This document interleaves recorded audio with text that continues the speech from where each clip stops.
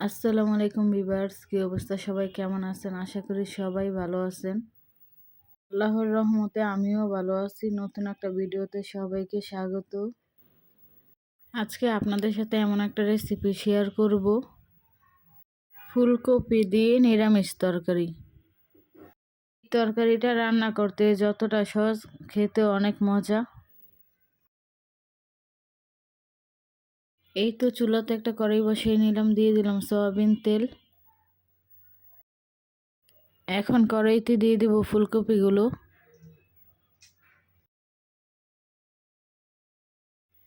এখন এখানে দিয়ে দিব একটু হলুদের গুঁড়া আর অল্প একটু লবণ দিয়ে দিব। লবণটা দিলে ফুলকপিটা তাড়াতাড়ি সিদ্ধ হয়। ফুলকপিটা এখানে আমি এত ভাজবো না, হালকা করে ভেজে নিব। এখন ফুলকপিটা আমি উঠিয়ে নিব। এখন কড়াইতে আলুগুলো ভেজে নিব। আলুতে দিয়ে দিলাম আমি অল্প একটু লবণ, তারপর একটু হলুদ দিয়ে দিলাম। এগুলো দিলে আলুটার কালার অনেক সুন্দর আসে। আলুটা লাল করে ভেজে নিব। এখন নামিয়ে নিব। তেলের ভিতর আমি গোটা জিরে দিয়ে দিয়েছি।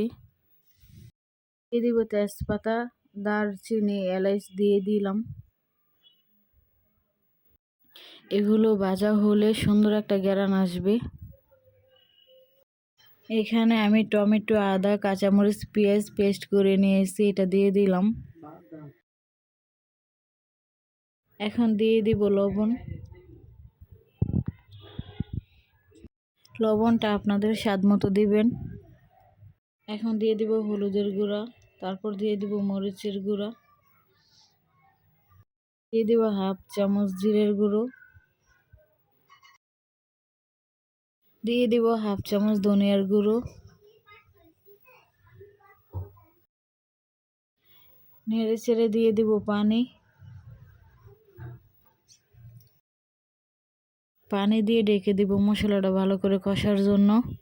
ঢাকনা দিয়ে ডেকে দিব। মশলাটা আমার কষে গেছে, মশলা দিয়ে তেল বের হয়ে গেছে। মশলাটা আমি ভালো করে নেড়ে চেড়ে দিয়ে দিব কাজু বাদাম বাটা।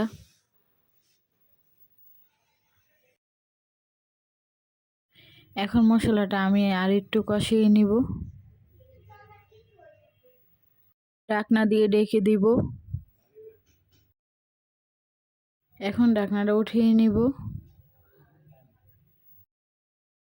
করে মশলাটা নেড়ে চেড়ে দিয়ে দিব কফিগুলো।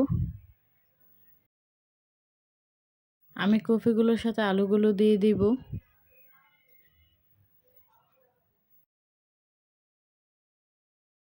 এখন নেড়ে চেড়ে মশলার সাথে মিলিয়ে দিব, দিয়ে ঢাকনা দিয়ে দিব সিদ্ধ হওয়ার জন্য। এইভাবে আমি ভালো মতো 5 মিনিট কষিয়ে নিব। আমার কষানো হয়ে গেলে আমি পানি দিয়ে দিব।